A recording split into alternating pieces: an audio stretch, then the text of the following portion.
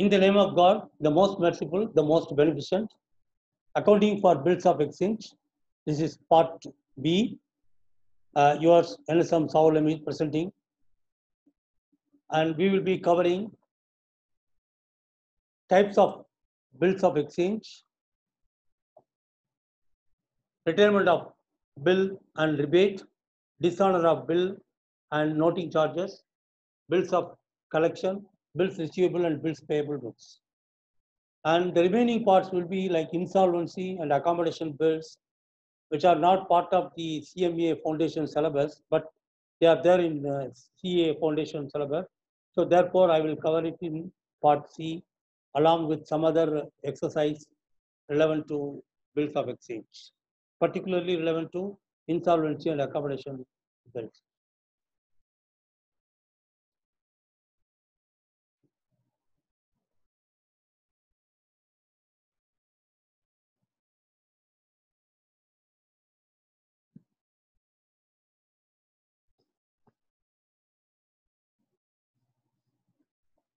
Okay.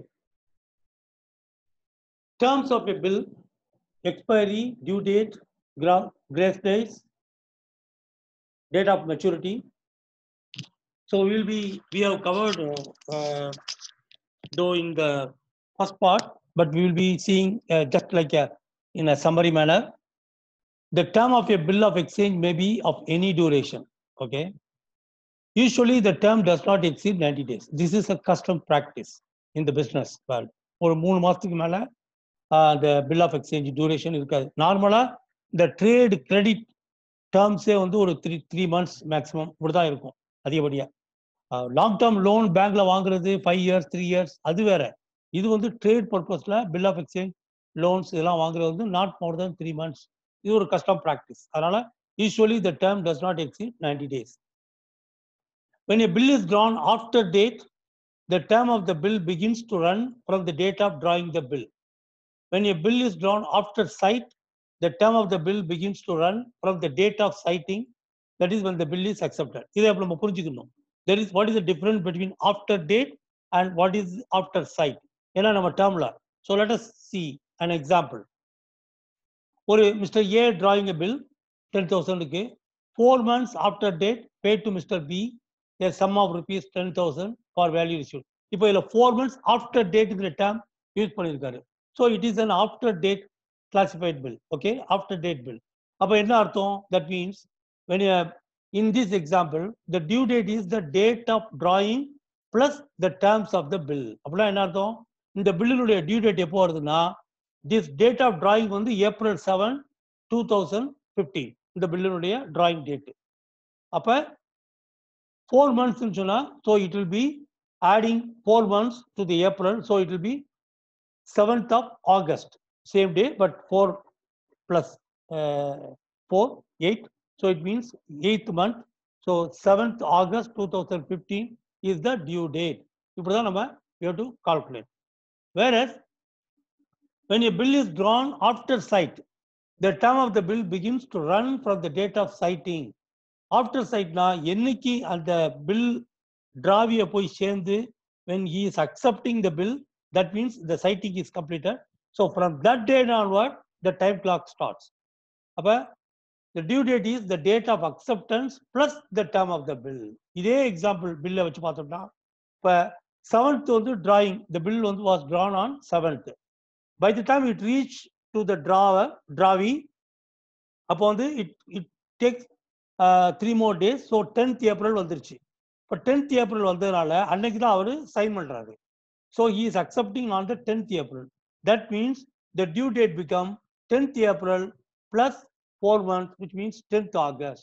இப்படி தான் நம்ம கால்குலேட் பண்ணணும். This is the due date actually. But actually maturity date calculate பண்ணும்போது then there will be grace days added. 3 days grace days இருக்கு இல்லையா, அதை ஆட் பண்ணி நம்ம கால்குலேட் பண்ணி காமிக்கணும். Okay, when a bill is drawn after sight, the term of the bill begins to run from the date of citing. எப்படிங்கிறத நம்ம பார்த்தோம். Expiry and due date பார்க்கும்போது the date on which the term of the bill terminates, என்னைக்கு அந்த பில்லினுடைய term வந்து முடியுது, terminate ஆகுது, அதுதான் we have to add the grace days. every instrument payable otherwise than on demand is entitled to 3 days of grace. அதாவது on demand பில்லை தவிர மீதி எல்லாம் 3 days grace டைம் பவுண்டில் இருக்கும் போது 3 days நம்ம ஆட்டோமேட்டிக்காக கால்குலேட் பண்ணிக்கணும். இப்போ ப்ராமிசரி நோட் ஆன் டிமாண்ட்லாம் அந்த எல்லாமே on demand type. So they don't have grace days. Types of bill of exchange. இதில் பார்த்தீங்கன்னா bill of exchange there will be two major division which is trade bill and accommodation bill. அப்புறம் trade bill பார்த்தீங்கன்னா there is inland bill within the country and foreign bill, foreign import export இருக்கு இல்லையா அந்த bills அதெல்லாம் நம்ம பார்ப்போம். Then we will see little bit about we have already seen provisional notes in our last lecture. our bill at site, our bill after date இதெல்லாம் நம்ம பார்த்தோம் இல்லையா. So we will see and what is bill on demand எல்லாம் நம்ம பார்ப்போம். Trade bill, a bill which is drawn to settle a trade transaction, அதுதான் trade bill. If there is a trade and to settle the trade transaction, that is coming as trade bill. அதில் தான் நம்ம பார்த்தோம் inland bill and foreign bill. foreign bill import bill, export bill இதெல்லாம் நம்ம வரிசையாக பார்ப்போம். And there is, in contrast to trade bill, there is an accommodation bill.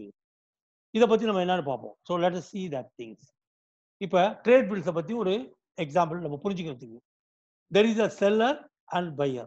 Okay, the seller give sales goods, so buyer purchase, so he is receiving it. So what buyer is giving against that, he is giving creditor position in his books of account, whereas the seller, he is receiving that debtor position in his books of account, credit sale. அதனால இப்படி முடியுது. So then comes the bill of exchange.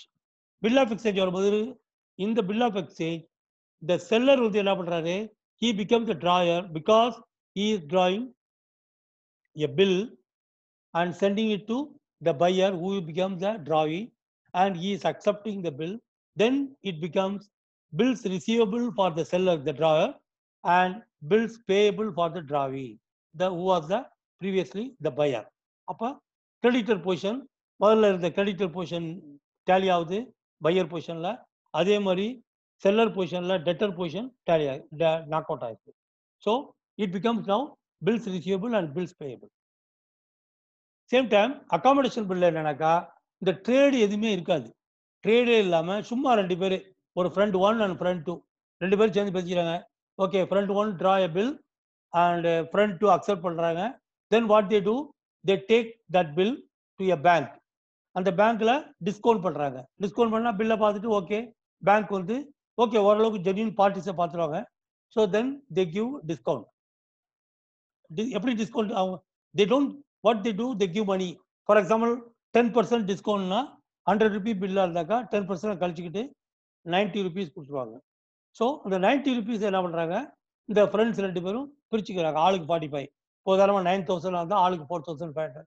They spend their money. Just போய் loan கேட்காம இந்த மாதிரி ஒரு பில்லை draw பண்ணிட்டு போய் பேங்க்ல போய் லோன் மாதிரி டிஸ்கவுண்ட் பண்ணி வாங்கிடுறாங்க.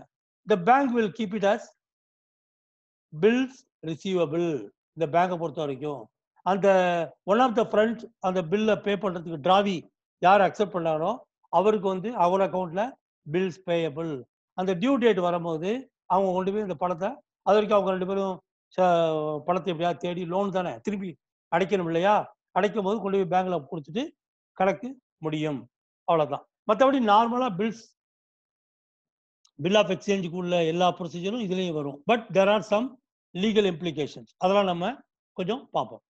Accommodation bill. Whenever a bill is accepted or drawn or endorsed regardless of any condition is termed as accommodation bill. எந்த கண்டிஷன் ட்ரேட்லாம் இல்லாமலே, ஒரு கன்சிடரேஷன் இல்லாமலே, நார்மலாக பில் ஆஃப் எக்ஸ்சேஞ்சில் ஒருத்தர் கடன் கொடுக்கணும்னா எப்படி வரும், ஏதோ ஒரு பொருளை வாங்கிட்டு நான் வந்து அதை கடனாக வச்சுக்க பில் கொடுக்குறேன் அப்படின்னு இருக்கணும். இதில் எதுவுமே இல்லாமல் சும்மா ரெண்டு பேர் நான் உனக்கு பணம் தர்றேன், நீ எனக்கு பணம் தர்றேன் அப்படிங்கிற மாதிரி வந்து ஒரு ஏற்படுத்திக்கிறதுனால it is just accommodating one another as a bill in the bill of exchange. ஓகே, அப்புறம் போய் அந்த பில் ஆஃப் எக்ஸ்சேஞ்சை பயன்படுத்தி அவங்க வந்து பேங்க் என்டார்ஸ் பண்ணி டிஸ்கவுண்ட் பண்ணிட்டு பணத்தை வாங்கி பயன்படுத்திக்கிறாங்க. அதுதான் அங்கே. இப்போ நம்ம ஒரு உதாரணம் பார்க்குறோம். Mister X is in need of money. Okay, he draws a bill on his friend mister Y. இதான் நம்ம பார்த்தோம் இல்லையா. Who accepts it's, the bill is then discounted with the bank. Bank will pay money before due date and the money is shared between X and Y. on the due date Y will pay to the bank and X will pay Y his share. That's all. இதுல வந்து என்னன்னா legal இம்ப்ளிகேஷன்னா லீகலா the law the court generally do not accept accommodation bill. ஒரு case court தாவான்னு போனுச்சுனாக்கா accommodation bill they will not recognize. But in practice it is there. அதுதான் நம்ம அங்க புரிஞ்சுக்கணும். As I told you earlier, and accommodation bill and insolvency cases are not part of the CMA foundation level, but for CA foundation level they are there. Okay, documentary bill of exchange. There are few terms in the bill of exchange that we are learning now, just for short note and for your understanding. When you are working in a company, you should know, you should be familiarized with all these terms. The terms la ungalku therinjirukonu. Okay, what is documentary bill of exchange? A bill of exchange which is always accompanied by supporting documents. Where only idu or bill of exchange supporting documents irukum, which confirm the authenticity of trade or transaction that has taken place. Supporting document enna ஒரு ட்ரேட்ல ஒரு invoice இருந்துச்சுன்னா that is the supporting document. தொலைதூரத்துல இருந்து நமக்கு டெல்லியில இருந்து நம்ம இல்லை இப்போ குஜராத்ல இருந்து ஒரு பர்ச்சேசிங் பண்ணியிருக்கோம், அவங்க வந்து ரயில்வேல அனுப்புறாங்க. அப்போ இந்த ரயில்வே பில் இருக்கு இல்லையா, அது வந்து ஒரு சப்போர்ட்டிங் டாக்குமெண்ட். இன்வாய்ஸோட ரயில்வே பில் சேர்ந்து அந்த பில்லை கொண்டு போய் கொடுத்தா தான் இங்கே ரயில்வேல போய் நம்ம கூட்ஸை கிளியர் பண்ண முடியும். ஸோ அதெல்லாம் ஒரு சப்போர்ட்டிங் டாக்குமெண்ட். இதெல்லாம் வந்து டாக்குமெண்ட்ரி பில் ஆஃப் எக்ஸ்சேஞ்ச். அதே மாதிரி வெளிநாட்டில் நம்ம வாங்கினாலும் சேம் திங், ஃப்ளைட் சர்வீஸ் இல்லை ஷிப்பில் வந்தாலும் இந்த documentary bill of exchange is used.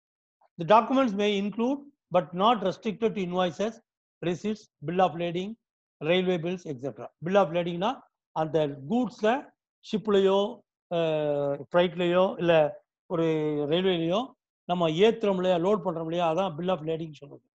அந்த மாதிரி உள்ளது. Normally it is called railway bill or railway receipt அப்படிங்கிறது. பட் நார்மலி ஷிப்பிங் கம்பெனி இதில் வந்து பில் ஆஃப் லேடிங் அப்படிங்கிற டேர்ம் பெரும்பாலும் யூஸ் பண்ணுவாங்க. Okay, they are further classified into D/A bill. DA bill சொல்றது என்னன்னா டாக்குமெண்ட்ஸ் அகெயின்ஸ்ட் அக்செப்டன்ஸ், அதான் meaning, documents against acceptance. அடுத்தது அதே மாதிரி டிபி, D/P பில். டிபி பில் தான் டாக்குமெண்ட்ஸ் அகெயின்ஸ்ட் பேமெண்ட் பில். ரெண்டுக்கும் என்ன வித்தியாசம் அப்படின்னா, இந்த என்னைக்கு அந்த பில் டாக்குமெண்ட்ஸ் வந்து டெலிவரி ஆகுது பர்டிகுலர் பையர்கிட்ட, அந்த பையர் அந்த பில்லை அக்செப்ட் பண்ணிடுறாரு, அக்செப்ட் பண்ண டேட்ல இருந்து அந்த டியூ டேட் ஸ்டார்ட் ஆகும். So when the documents are delivered only against acceptance of a bill of the drawing, it is termed as documents against acceptance bill. The bill nullifies or becomes clear post the delivery of documents.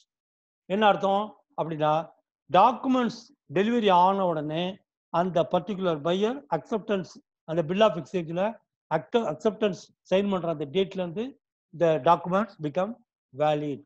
Okay, so அது ரொம்ப முக்கியம். பிறகுதான் அந்த டாக்குமெண்ட்டை பயன்படுத்தி அவர் எந்த டெலிவரியும் எடுக்க முடியும், பேங்க்ல இருந்து கூட அந்த டெலிவரி எடுக்க முடியும். இதனுடைய டிரான்சாக்ஷன் நடைமுறை எப்படி இருக்குங்கிறத நான் உங்களுக்கு ஒரு சுருக்கமா எக்ஸ்பிளைன் பண்றேன். let us see documents against payment, அதையும் பார்த்துருவோம். then I will explain that. When the documents are delivered against payment of the bill, it is termed as documents against payment bill. Post delivery of the document, they are held by banker until the maturity of the bill has taken place. இப்போ ரெண்டுக்கும் உங்களுக்கு சுருக்கமா நான் ஒரு உதாரணத்துல விளக்குறேன். அப்படின்னா என்ன அப்படின்னா, இப்போ வந்து நாம வந்து சிங்கப்பூர்ல இருந்து ஒரு கூட்ஸ் பர்ச்சேஸ் பண்றோம். சிங்கப்பூர்ல இருந்து கூட்ஸ் பர்ச்சேஸ் பண்ணி அவங்க என்ன பண்றாங்க, ஷிப்லயோ ஓகே ஃப்ளைட்லயோ கூட்ஸ் அனுப்பிட்டு அந்த டாக்குமெண்ட்டை வந்து பேங்க் மூலமா நமக்கு நம்ம பேங்க் வர்ற மாதிரி அனுப்பிடுவாங்க. சப்போஸ் அது வந்து டாக்குமெண்ட்ஸ் அகெயின்ஸ்ட் அக்செப்டன்ஸ் அப்படின்னா, அந்த அக்செப்டன்ஸ் எதுக்காகனா அதுல ஒரு பில் ஆஃப் எக்ஸ்சேஞ்சை நம்ம அக்செப்ட் பண்ணி அதுல வந்து மேபி பே ஆஃப்டர் 3 months அப்படின்னு இருந்துச்சுன்னா, அந்த பில் ஆஃப் எக்ஸ்சேஞ்ச் டேர்ம்ஸ் இருந்துச்சுன்னா, when we sign acceptance, that means we can pay after 3 months.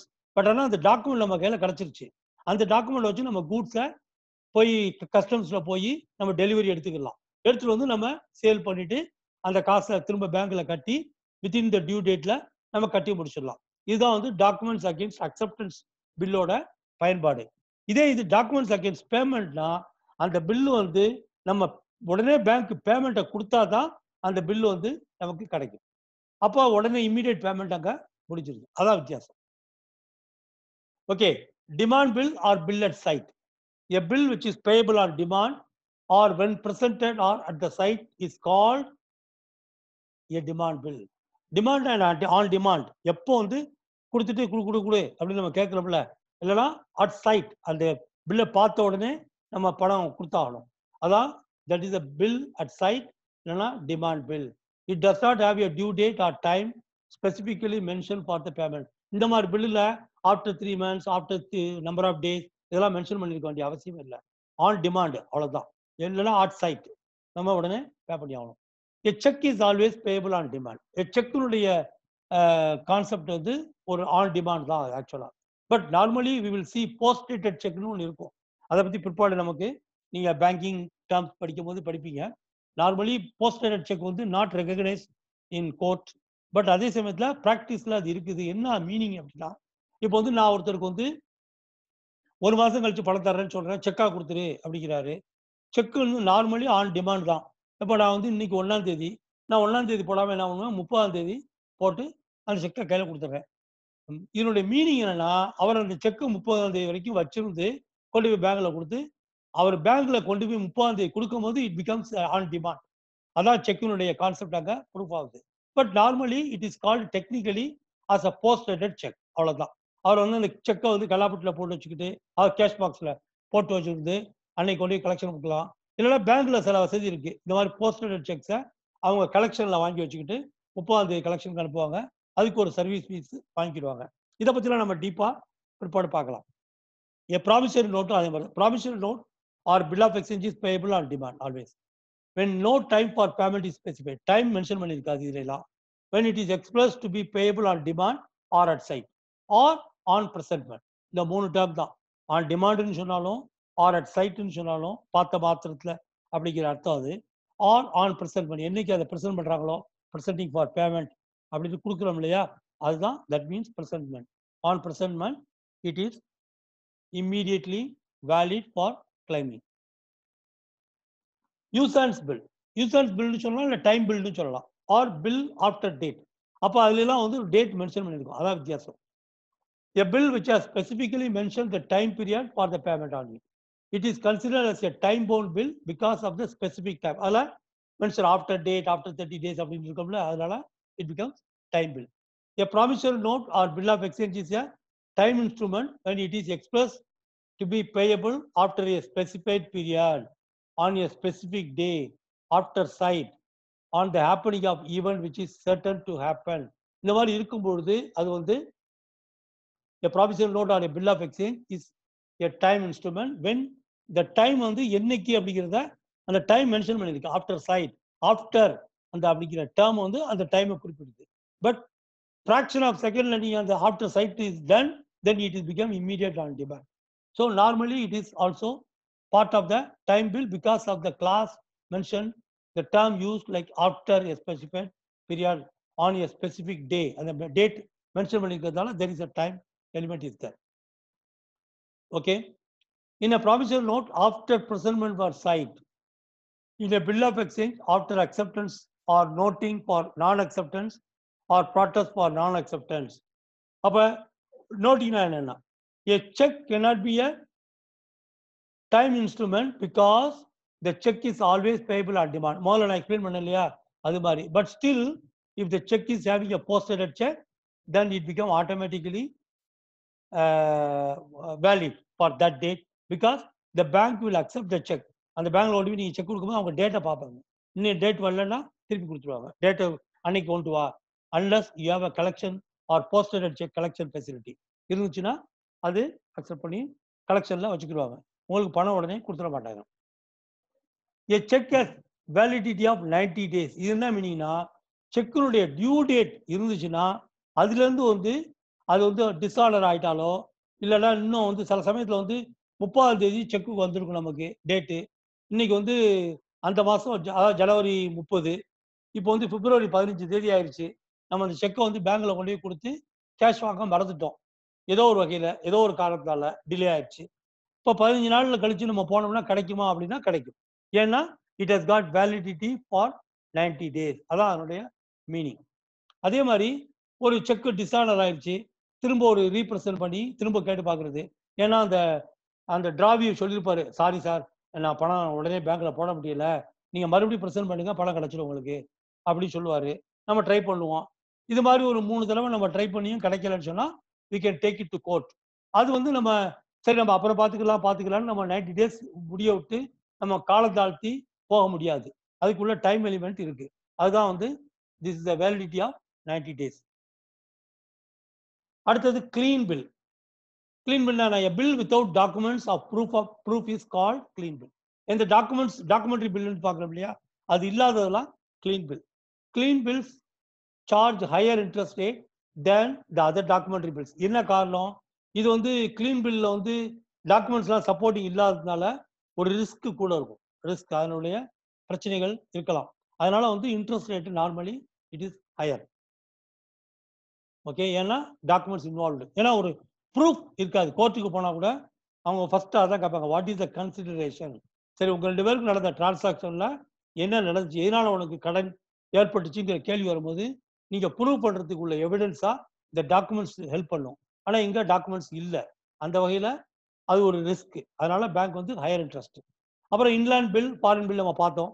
இப்போ திரும்ப just will read it.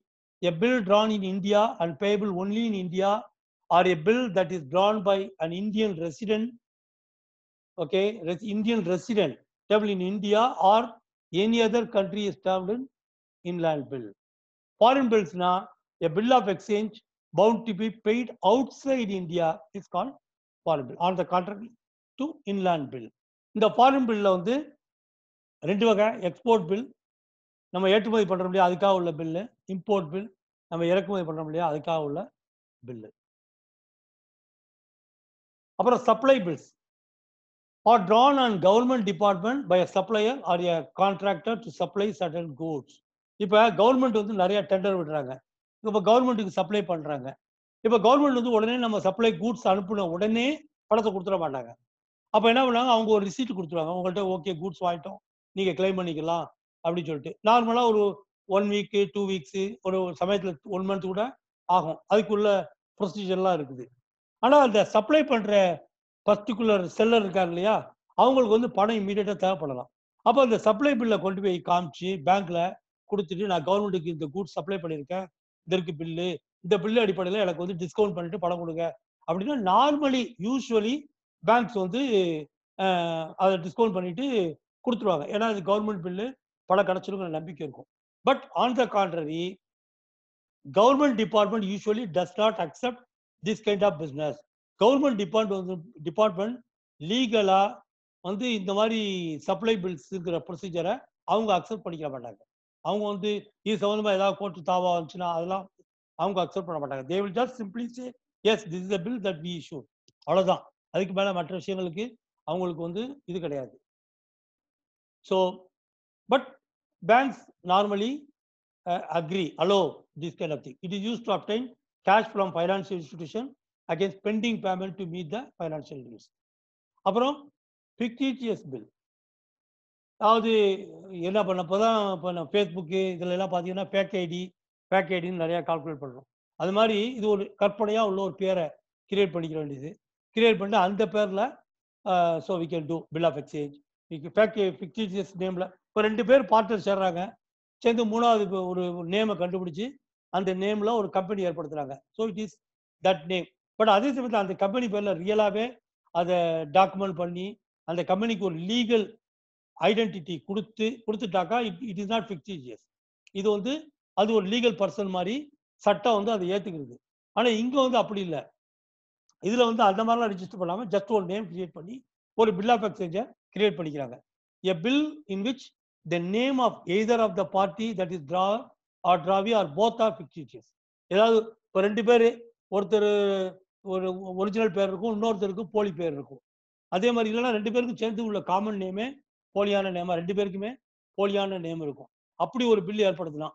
Trevor A and B அப்படின்னு இருக்கும். ஏ பேரா இருக்காது, பியும் பேரா இருக்காது. அந்த மாதிரி அதுக்கு வந்து ஃபிக்டிஷியஸ் பில். அப்புறம் குண்டீஸ், ஹவாலான்னு கூட கேள்விப்பட்டிருப்போம். ஹவாலா வந்து இல்லீகல் ஆக்சுவலி.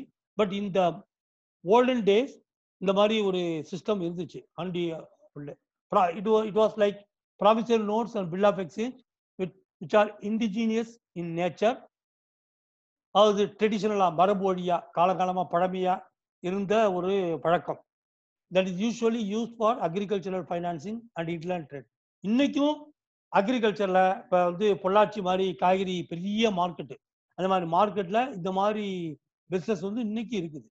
அது வந்து ஒரு ஷேடோ பேங்கிங் சொல்லுவாங்க. ஒரு தனியா ஒரு சிஸ்டம் இருந்துகிட்டு இருக்கு.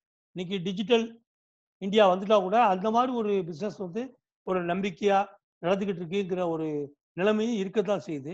But just we should know and that's it. Notes. There will be no problem or some on using these kind of things. அப்புறம் டிஸ்ஆனர் ஆஃப் எ பில் நம்ம ஏற்கனவே பார்த்தோம். But let us understand. Dishonour of a bill means that the acceptor refuses to honor his commitment. நம்ம போன ஒரு எக்ஸசைஸ்லயே கூட பார்த்தோம். When the due date comes, he refuses, he don't pay. Okay, he don't meet the payment. Okay, or the presentation does not take place. இப்ப presentation does not take place னா அது வந்து dishonor of a bill னு சொல்ல முடியாது. Okay, or when the presentation takes place, payment is not happening, அதுதான் dishonor of a bill. இப்போ இந்த கன்ஃபியூஷன் வந்துருச்சு இல்லையா? அதாவது இப்ப நான் பணம் தர்றேன், இந்த செக்கை கொண்டு போய் கொடுத்து அவர்கிட்ட வாங்கிக்கேன்னு நான் கொடுத்து விடுறேன். நீங்க கொண்டு போய் கொடுக்காமலே கையில வச்சுக்கிட்டு 10ஆம் தேதி வந்துருச்சு எனக்கு கொடுக்கல அப்படின்னு கோர்ட்ல போய் கேஸ் பண்ணீங்கன்னா அது விளையாட்டுத்தனமான விஷயம் இல்லையா? So I can prove, I can escape, நீங்க இன்னும் ப்ரெசன்டேஷனே பண்ணல, செக்கை கொண்டு போய் கொடுக்கல, அதனாலதான் பணம் வாங்கல அப்படின்னு நான் சொல்ல முடியும். இதுதான் வந்து யதார்த்தத்துல உள்ள உங்களுக்கு விளக்கக்கூடிய செய்தி. ஆனா அதை வந்து லீகலா எப்படிங்கிறத நம்ம பார்ப்போம். To provide a legal evidence of dishonor, the fact of dishonor is to be noted on the bill by notary public. இப்போ உதாரணமா 2 பேருக்கு ஏ அண்ட் பி தாவா வந்துருச்சு. டேட்டு கொடுக்க வேண்டிய அன்னைக்கு டிஸ்ஆனர் ஆயிடுச்சு பில்லு. அவர் வந்து என்ன பண்றாரு, கோர்ட்டுக்கு போயிடுறாரு, இமீடியட்டா இல்லை போலீஸ் ஸ்டேஷனுக்கு போயிடுறாரு. போலீஸ் ஸ்டேஷனுக்கு போகும்போது கம்ப்ளைண்ட் வந்ததுக்கு பிற்பாடு இந்த முதல்ல கொடுத்த பார்ட்டி வந்து இல்லை இல்லை அதெல்லாம் டிஸ்ஆனர்லாம் ஆகல, இந்த பார்ட்டி வந்து கொண்டு போய் கொடுக்கவே இல்லை அப்படின்னு சொல்லும் போது அதை ப்ரூவ் பண்றதுக்கு ஒரு நோட்டரி பப்ளிக்கினுடைய சைன் அப்ரூவல் இருக்கணும். எவிடன்ஸ் அவர் வந்து லீகல் எவிடன்ஸா அந்த நோட்டரி பப்ளிக் கொடுக்குற ஸ்டாப் தான் இருக்கணும். இப்போ நீங்க எல்லாம் பார்த்தீங்கன்னா நிறைய அட்வொகேட்ஸ் வந்து நோட்டரி பப்ளிக்கா இருப்பாங்க. அந்த மாதிரி ஒரு உள்ள ஒரு பர்டிகுலர் பர்சன்ட்டை கொண்டு போய் கொடுத்தீங்கன்னா say they will give a stamp and approval. So that becomes noting அப்படிங்கிற இது. அதுக்கு ஒரு சார்ஜ் வாங்கிடுவாங்க. அதான் வந்து that is called notary publics noting and their charges. If the acceptor can prove that the bill was not properly presented, இதான் அந்த சூட்சமம். இந்த அக்செப்டர் யாரு கொடுக்கணுமோ அந்த டிராவி இருக்காரு இல்லையா, அக்செப்ட் பண்றவரு, இந்த bill was not properly presented, ப்ராப்பரா கொண்டு போய் பிரசன்ட் பண்ணல, ஏதோ ஒரு தப்பா பண்ணிட்டாரு அப்படிங்கிற மாதிரி அவர் prove பண்ணிட்டாக்கா he will escape the liability, அவரு தப்பிச்சுக்கலாம். அதனாலதான் நோட்டரி பப்ளிக் அவர் லீகலா எல்லாத்தையும் பார்த்துட்டு எல்லா ஃபார்மாலிட்டிஸும் கரெக்டா இருக்கான்னு பார்த்துட்டு so he will give that notice. அதான் வந்து so therefore if there is a dishonor or fear or dishonor, the or fear of dishonor, the bill will be given to a public official known as notary public.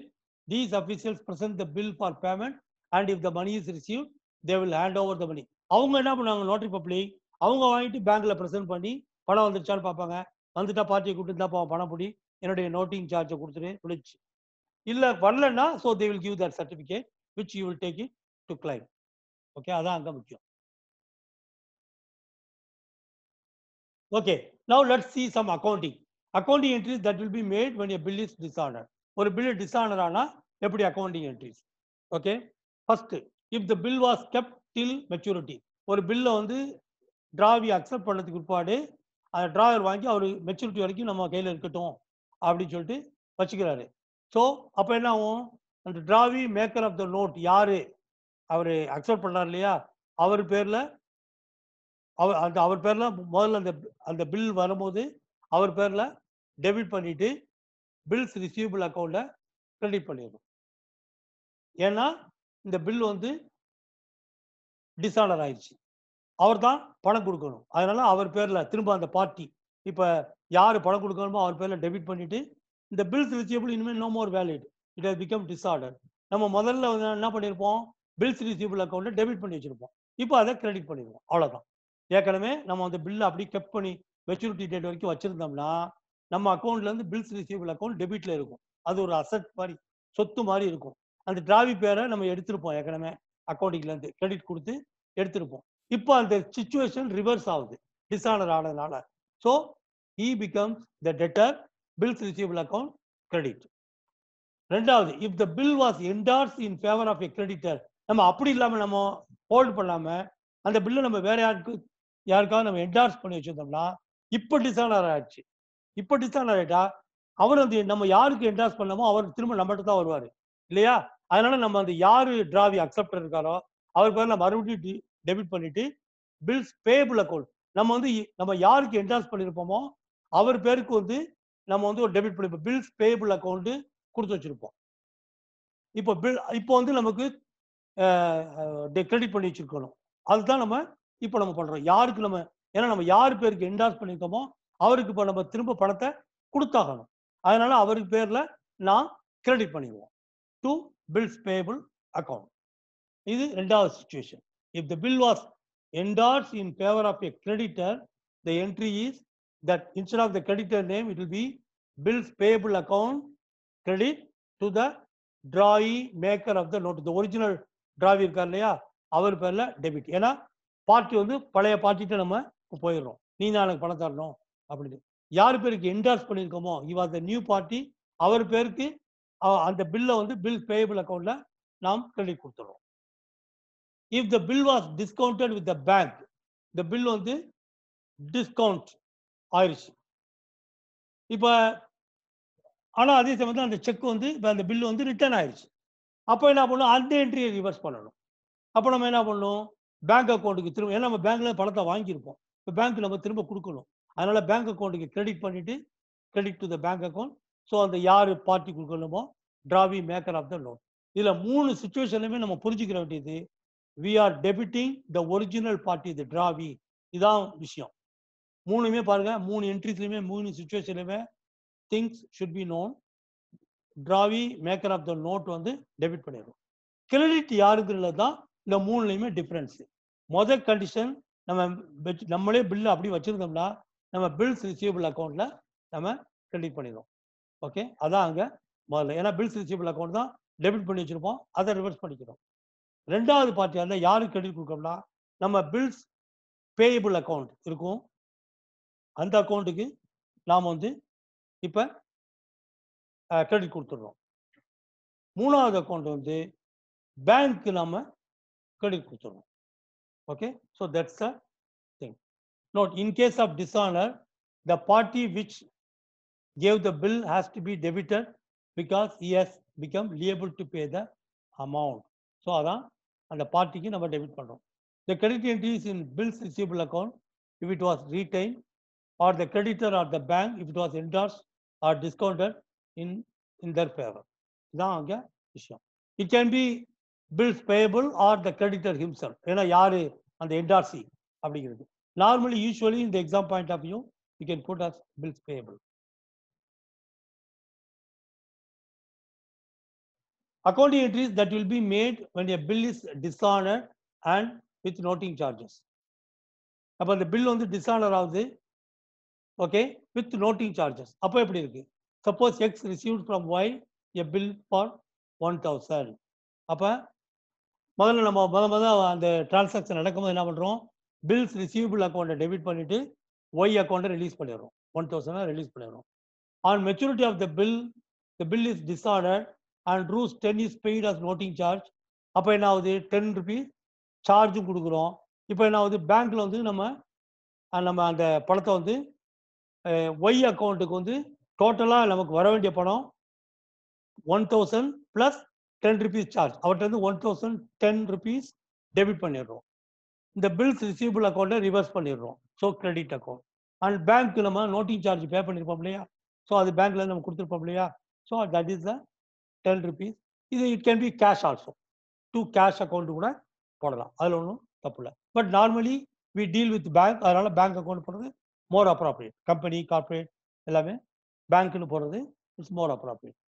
Suppose X had endorsed this bill in favor of Z, in that case இதில் பேங்க்கு பதிலாக Y ஏன்னா நம்ம வந்து இந்த bank noting charge எல்லாமே வந்து Z கொடுத்துருப்பாரு, not we.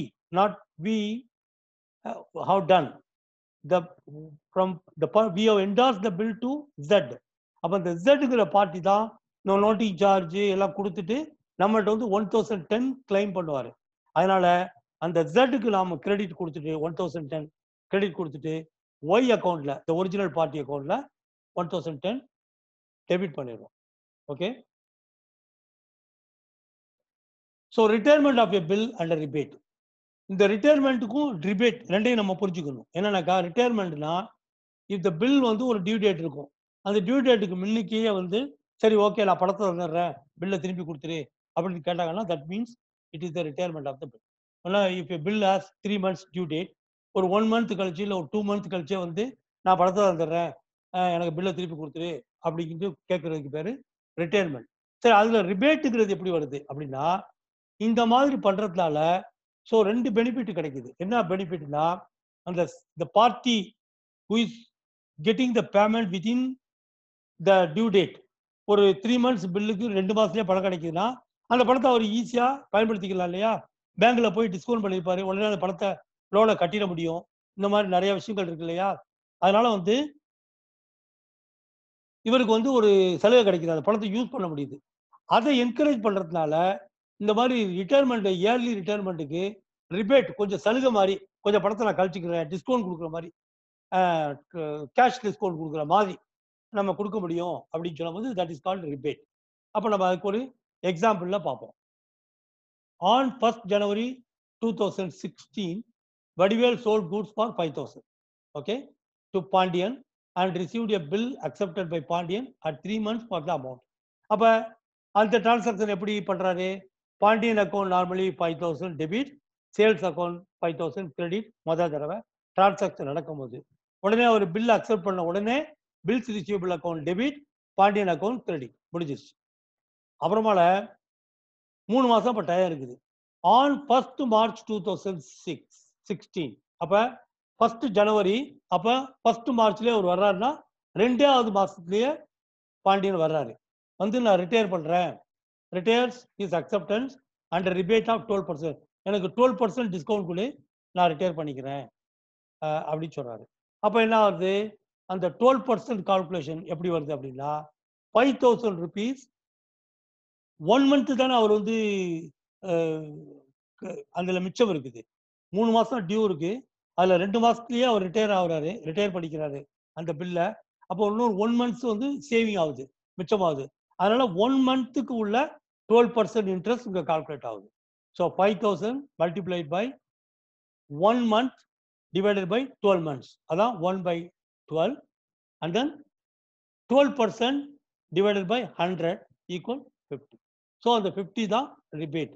அப்ப பேங்க் அக்கௌண்ட்ல எவ்வளவு பணம் அவர் போடணும் அப்படின்னா 4,950 போட்டுறாரு. ஏன்னா ரிபேட் எக்ஸ்பென்ஸ் ஒரு 50, பாண்டியன் வந்து 4,950 போடுறாரு, ரிபேட் எக்ஸ்பென்ஸ் ஒரு 50, Pandian bills receivable account 5,000 credit ஆகுது. So this is all retirement of the bill and rebate is taken care. அப்போ retirement of the bill under rebate on 1st January. So this is explained.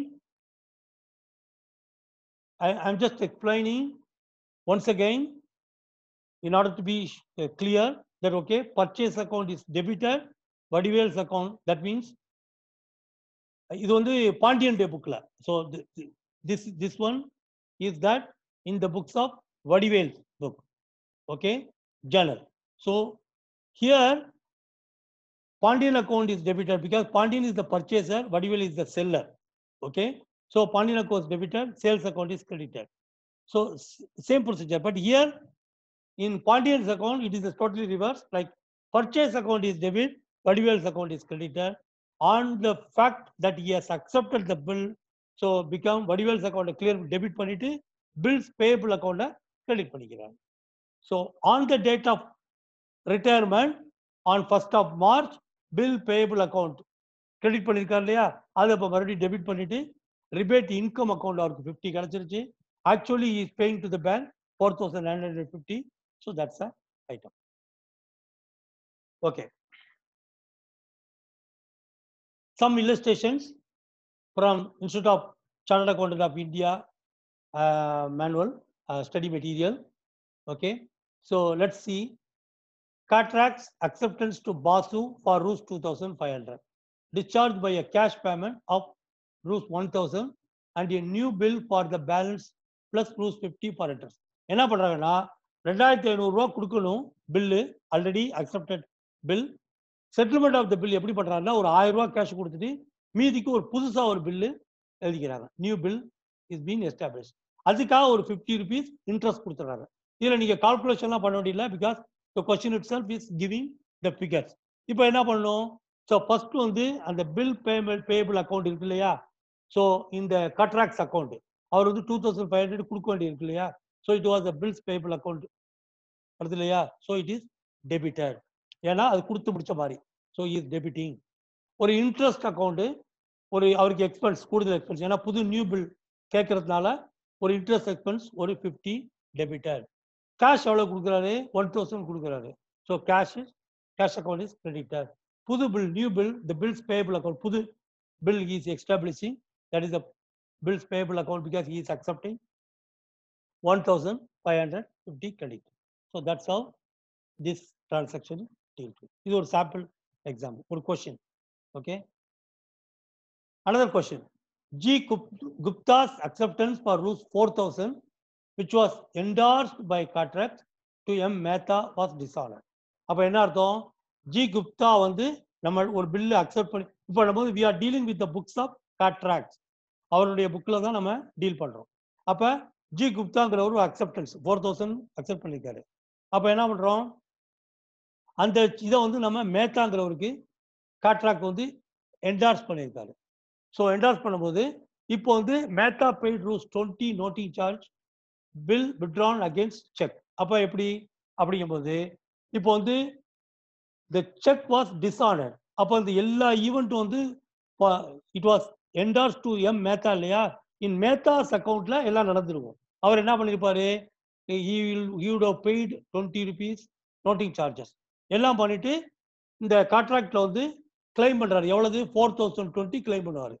அந்த 4,020 claim பண்ணதுனால இப்போ நம்ம என்ன பண்ணுவோம்?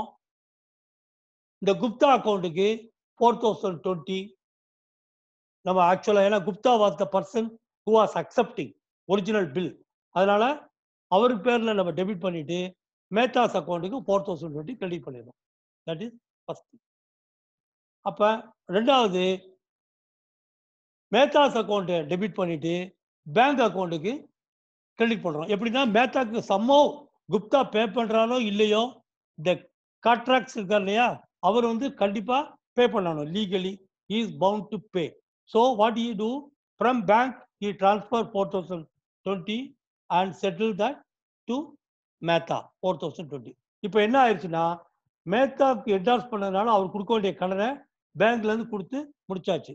இப்போ என்ன அர்த்தம் அப்படின்னா மீனிங் என்னன்னாக்கா குப்தாங்கிறவரு இன்னும் கடனாளியா இந்த கான்ட்ராக்ட் இருக்கிறாரு, பேங்க் தான் நமக்கு பணம் கொடுத்துருக்கு. இப்படிதான் இந்த டிரான்சாக்ஷனுடைய எண்ட் பிக்சர் வரும். Another example. D. Dalal retires a bill for 2,000 on him by Cataract for Rs 10 discount. நம்ம ரிட்டையர்மெண்ட் கேஷ் பார்த்தோம் இல்லையா அதே மாதிரி 10 டிஸ்கவுண்ட் கிடைச்சதுனால அது வருது. அப்போ என்ன பண்றாரு? தலால் வந்து 2,000 கொடுக்கறதுக்கு பதிலாக 1,990 கொடுக்குறாரு. அதை பேங்க்ல டெபாசிட் பண்ணிடுறோம். 10 வந்து discount account. So bills receivable account இருக்கு இல்லையா அதை நம்ம கிரெடிட் பண்ணிடுறோம். முடிஞ்சிச்சு. Okay, contracts acceptance to Patel ரெண்டாவது கொஸ்டின். அதில் contracts acceptance to Patel for Rs 5,000 discharge by Patel Modi's acceptance to contract for a similar amount. அப்போ இப்போ அடுத்தது contracts acceptance to Patel for 5,000. அப்போ நமக்கு என்ன பண்றது? நம்ம அக்செப்ட் பண்ணிருக்கிறதுனால கான்ட்ராக்ட்ஸ் அக்செப்ட் பண்ணிருக்கிறதுனால it become a bill payable account. So it is 5,000. Okay, and to bills ஏன்னா அந்த பணம் வந்து எப்படி பண்ணணும்னா உடனே அதை வந்து மோடிஸ் கான்ட்ராக்ட்ஸுக்கு கொடுக்க வேண்டிய பணம் ஒன்று இருக்குது. So it is bills receivable account. அதில் அதை டேலி பண்ணிடுறாங்க. So it becomes credit to bills receivable account credit. On 1st January 2016, Vilas draws a bill of exchange for 10,000 due for payment after 3 months on Eknath. Okay, Vilas is the person who is drawing a bill of exchange for payment after 3 months on Eknath. But Eknath has to accept it. So Eknath accepts this bill of exchange. Okay, so date is there on 1st January 2016. இதில் வந்து due dateலாம் calculate பண்ண வேண்டி வரும், கவனமா பாருங்க. On 4th March 2016, Eknath retires the bill. அப்போ என்ன அர்த்தம்? First வந்து 3 months after bill. அப்படின்னா 3 months after bill நாக்கா, so January, so it becomes February, March, April. April தான் it become due. April 1st தான் it become due. Grace period add பண்ணீங்கன்னா 4th April தான் it becomes due. But he retires in 4th March, 1 month before he is retiring that bill. Okay, retires the bill of exchange at a discount of 12% per annum. 12% discount la avaru discount பண்ணாரு. So you are asked to show the journal entries in books of Eknath. அப்ப first Vilas account 10,000, ஏன்னா அதுதான் முதல்ல இருந்தது. அப்ப bills payable account ஏன்னா ஏக்நாத் வந்து accept பண்றாரு. ஏக்நாத் பில்ல தான் நம்ம ஏக்நாத் புக்ஸ் ஆஃப் அக்கௌண்ட்ஸ் தான் நம்ம காமிக்கிறோம். அப்போ வந்து இந்த விலாஸ் அக்கௌண்ட்டுக்கு டெபிட் பண்ணிட்டு பில்ஸ் பேயபிள் அக்கௌண்ட் கிரெடிட் பண்ணிடுறாரு Eknath. Okay, bills payable account கிரெடிட்ல ஏக்நாத் அக்கௌண்ட்ல இப்போ இருக்குது. இப்போ வந்து அதை வந்து அவர் ரிட்டையர் பண்ணணும். எப்படி ரிட்டையர் பண்றாரு? ஆன் March 4 பில்ஸ் பேயபிள் அக்கௌண்ட்டை டெபிட் பண்ணிடுறாரு. 10,000 கொடுக்க வேண்டிய பணத்தை டெபிட் பண்ணிட்டு பேங்க் அக்கௌண்ட்ல actually the calculation comes to 100. we can see that because 12% 10,000 easy 1 month 1/12 multiply by 12 by 100 அப்படி பார்க்கும்போது 100 வரும். So that is the interest account discount. So 9,900 bank அக்கௌண்ட்லேருந்து கொடுத்துட்டு 100 டிஸ்கவுண்ட் ஏர்னிங் பண்ணிட்டு so he is tallying bills payable அக்கௌண்ட்டை tally பண்ணிடுறாங்க.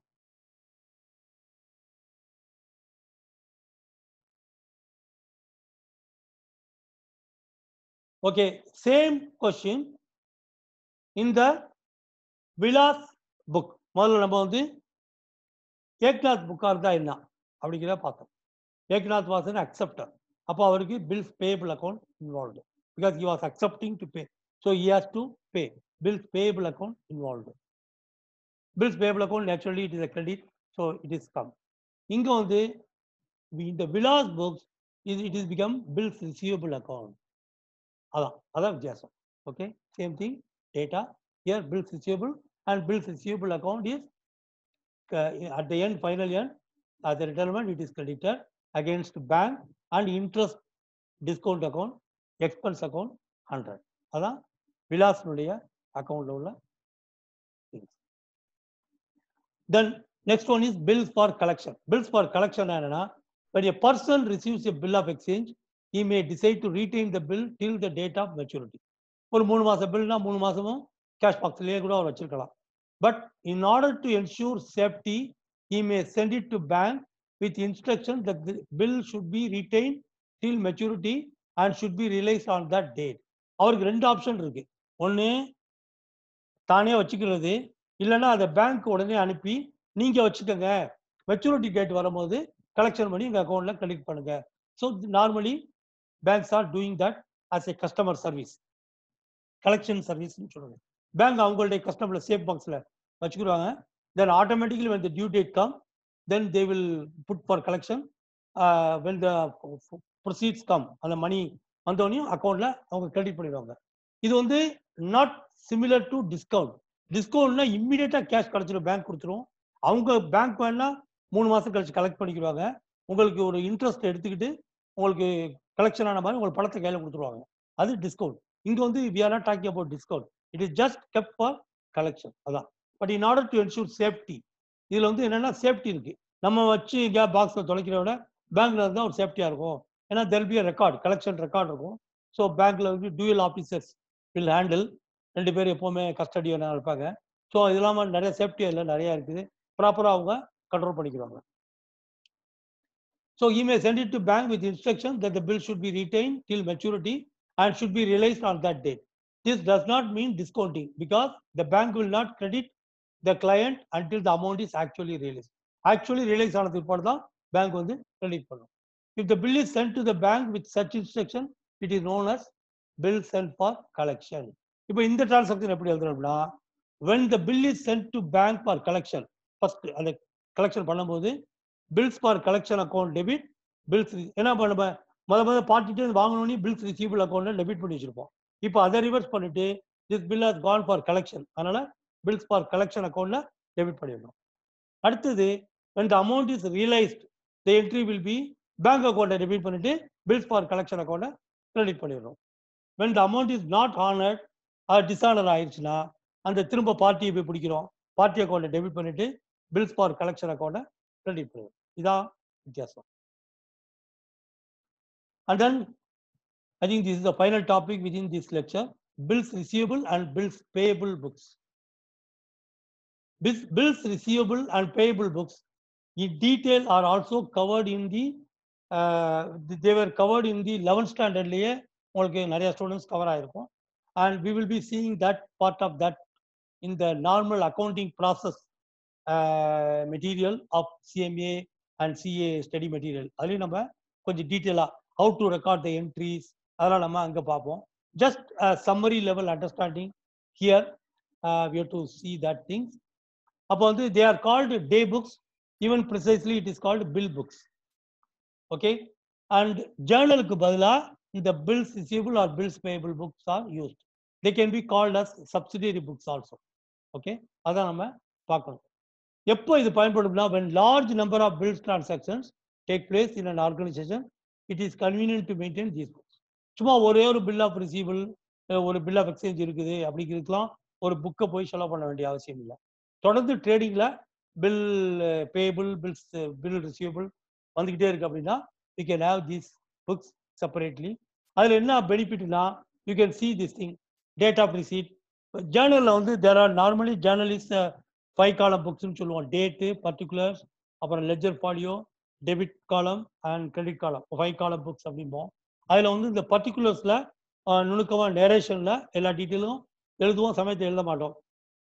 ஆனால் இந்த பில்ஸ் ரிசீவபிள் புக்காக ப்ராப்பராக காலம் வைஸாக what is the voucher number, what is the party name, what is the acceptor name, what is the date of the bill, what is the due date, place of payment, where it has to be paid, place of payment எல்லாம் வந்து அதாவது எந்த பேங்க்ல எந்த bank அப்படிங்கிற place of payment எல்லாம் வந்து நம்ம அதில் எழுதலாம்.